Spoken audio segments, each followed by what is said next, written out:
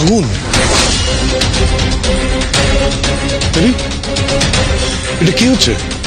হ্যাঁ, এটা কি হচ্ছে মিস্টার ব্যানার্জি?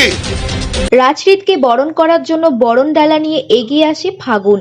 প্রফেসর বিদ্যা ব্যানার্জি সিরিয়ালের আজকের ফুল এপিসোডটি দেখতে চাইলে একটি লাইক ও সাবস্ক্রাইব করুন। ফাগুনকে এভাবে দেখে বিয়ের মণ্ডপে সবাই চমকে ওঠে। রাজদীপ চ্যাটার্জি বলে, এসব কি হচ্ছে মিস্টার ব্যানার্জি? কাশ্যপ বাবু বলে, আমার মেয়ে ফাগুন এটা আবদার করেছে, ওর কোনো আবদার আমি ফেলিনি। ফাগুন বলে, আমি যখন বলেছি বরণ করব তখন আমি বরণ করব, কেউ আমাকে বাধা দিতে আসবে না। রাজরিত বলে, এটা কি ধরনের মজা হচ্ছে, কোনো সার্কাস চলছে নাকি এখানে? তখন ফাগুনের মা এসে বলে, এসব করার সাহস তোমাকে কে দিল?